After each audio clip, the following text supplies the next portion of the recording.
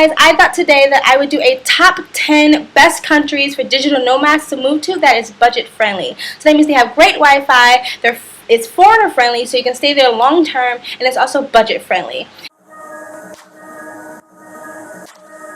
Hey guys, welcome back to Live, Love, Life, and Travel. This is your girl Shamika, and if you're new here, welcome. Just to let you know, I do upload on the daily. I upload all my travel videos every Monday through Thursday, and all my free talk videos throughout the weekend. So if you're interested, please hit that subscribe button. And before I get started on my top 10 list, there's actually tons of places all around the world that are great for relocating, that's great for digital nomad, and it's still pretty easy on the pocket. But I didn't want to make this a really long video or a really long list, so I didn't want to do a top 30 or top 40 or top 20. But if you're interested in hearing those other places, please comment in the section below and I'll do a part 2 or maybe even a part 3 of this video. I recognize that everybody doesn't want to travel to the same places, and you see me in Southeast Asia and maybe that's not your dream and you want to go somewhere else. So if you don't hear it on this list, just let me know and I'll make another video about it.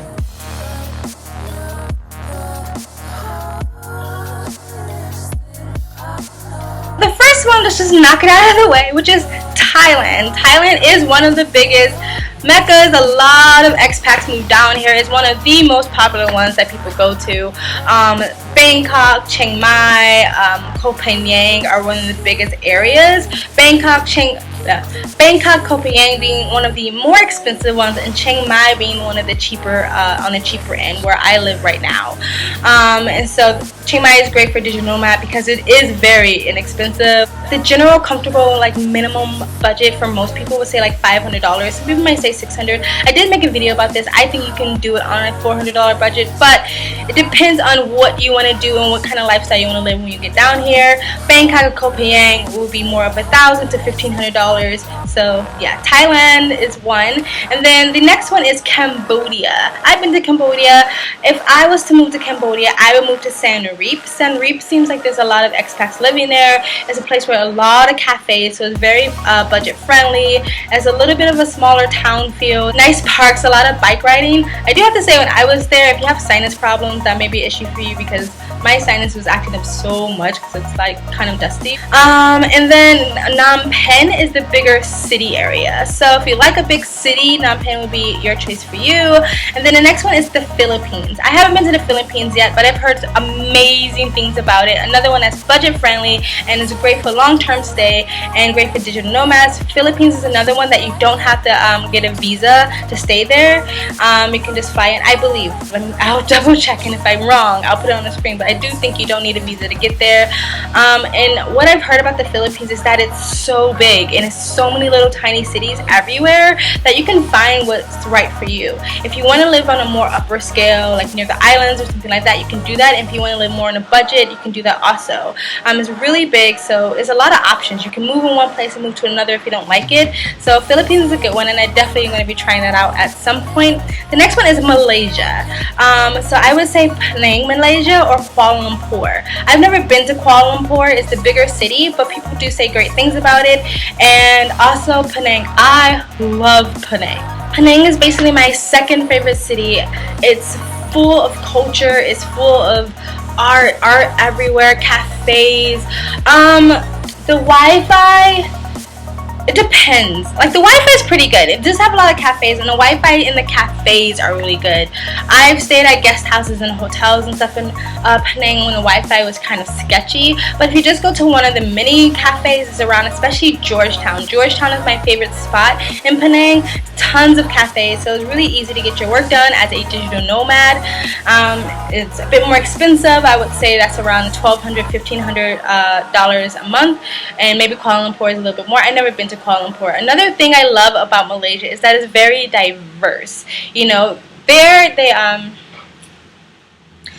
have the Chinese culture, the Malaysian culture, and the Indian culture, and they don't seem very separate. They seem very intertwined and respectful for each other's culture and each other's nationality. So I really like that. Here in Thailand, there is that divide between the light and the dark. So for me, to see that, kind of seem like they more embrace that with each other is really nice to see in Malaysia. So that's really good. Malaysia also have a lot of great islands you can live on too.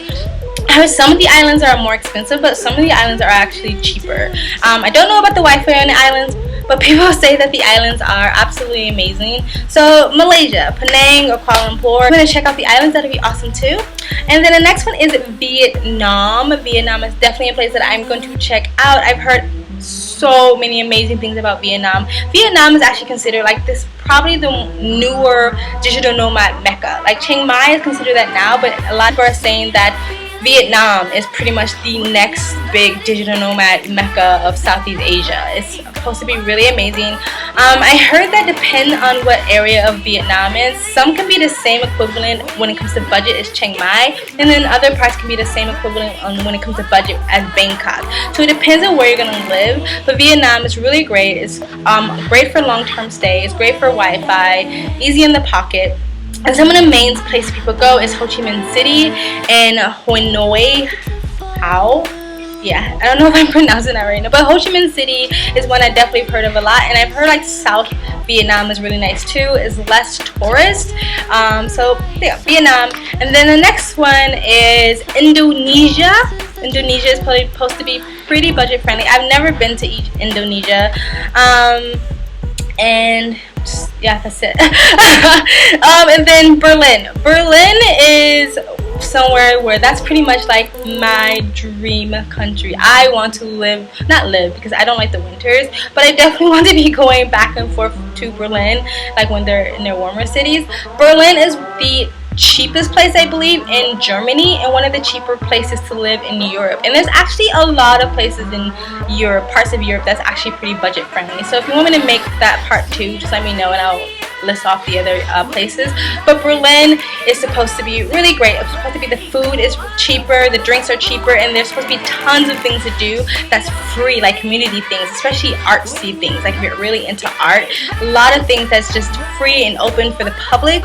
So if you are going to be sociable, then that's not hard to do on the budget in Berlin. I heard that you just gotta kind of get your room situation. Once you have a roof over your head and you can afford that, everything else is kind of comes a little bit more cheaper than the rest of Europe. So Berlin is awesome. Of course, it's great for long-term stay. Of course, they have amazing Wi-Fi, and I just think Berlin, I've never been there myself, but I have like this, you know when you like really like a celebrity and in your head you're best friends. Like me and Berlin in my head are best friends. We're like BFS, but everybody I know who live there, who traveled there, say Berlin is amazing, especially if you are sort of a free spirit, free thinker, bohemian, liberal, whatever, like artist. Berlin is probably amazing for you, and if you can stand the cold, then you can maybe stay there long term. So Berlin. The next one is Spain. There's different parts of Spain that's more suitable for digital nomads. I didn't write it down, but if you guys want to hear about the different cities in any country that I'm saying, just let me know and I will make a separate video about it. I just try to keep my videos down a little bit shorter. But Spain is another one. My brother actually lives in Spain. It's really inexpensive to live there. The only thing with Spain and the next country that I'm going to say is that the language barrier can be a little bit difficult for people. So if you don't know any Spanish, it may be harder for you to like sort of integrate yourself into the country. And so that's the one thing. But if you can get around that barrier, or if you know Spanish, then Spain is a really good one for you. Beautiful place, beautiful city, and beautiful people. Great for long-term stay and great for Wi-Fi and easy on a budget. And the next one is Argentina, which is, again, you may have a difficulty with the language barrier, but if you can get around that, if you're really quick at picking up languages, if you have a friend down there, or if you can just figure out where all these other expats are living, where people can help you with the language, then that'd be a great place for you. Again, if you want me to do research on the different cities, just let me know. But Argentina is another one, great for long-term stay, great for Wi-Fi, and easy on the pocket. And Argentina, I'm sure, is probably a beautiful, most amazing place ever. And the next one is Peru. Peru, I believe, in South America. I had a friend who lived in Peru for a while, and he really loved it. He actually did a startup business in Peru. And Peru, again, amazing country, beautiful people, great for long-term stay. Digital nomad, great for Wi-Fi, maybe depends on what part of Peru you're in, and easy on the pocket. There you go, that's my top 10. And then I'm going to throw in 2 bonus ones, which is Bali. A lot of people love to move to Bali, but Bali really depends on what part of Bali that you're living in. Some parts of Bali is like Udon, I believe, or Ubon, is really, really expensive. Not really expensive, like it's not New York expensive, but compared to other Southeast Asian countries, one of the more pricier ones. But Bali is one if you want to move there. Amazing place, beautiful place. And then the other one is India. India is actually the cheapest place if you want to move to Southeast Asia. India has some of the cheapest cities in the whole world. So if you're like really, really on a budget and you want to move to somewhere that is even cheaper than Chiang Mai, then India is where you want to go. I've actually met people who come from India, and I'm like, how do you like Thailand? And they're like, it's so expensive here. And I'm like, Thailand is expensive? So if they think Thailand is expensive and they're coming from India, then I think that India must be really, really inexpensive and really easy in the pocket. The reason why I didn't add it to my top 10, because sometimes it's not the best place for long-term stay, depending on what city in India that you're in, and sometimes it's not the best for digital nomad. You may not get the best Wi-Fi. So that's why I didn't add it. If you would like me to do another video where I sort of do more research about the best cities for digital nomads in India, then I would do one for you. And also, the culture can be a little bit more brash for some people to handle. I think India is amazing, and I definitely will be traveling through India. But for some people, like, some people are just used to certain standards. Some people are just used to certain standards, and they're not willing to sort of put their Western standards aside to be able to enjoy a different country. So that's why I didn't add it, because some people are just like, oh, I can't deal with it because of, you know, maybe the smell, they don't like the smell, or I'm not talking bad about India. I'm just saying, like, some people just can't deal with other cultures and how they live. So that's why I didn't add it. But India is an amazing place. So, and it's one of the cheaper places, and I definitely will be going there. So that's it, guys. That's my top 10 plus 2 bonuses. The best cities or the best countries to travel to for digital nomads. It's easy in the pocket and it's great for long-term stay. Can I do a part 2, part 3, or part 4? Just please put it in the comment section below. I actually wanted to do a video on like the top happiest places in the world. So I'll do a video about that too, just in case you're not on a budget and you just want to live somewhere that's really, really happy. Just let me know in the comment section below. If you like this video, please like it. If you want to share this video, please share it. It really helps. And if you want to continue to follow me on my journey and my amazing game called life, please subscribe. Sorry for talking so fast. I'm working on it. Thank you guys from Live, Love, Life, and Travel.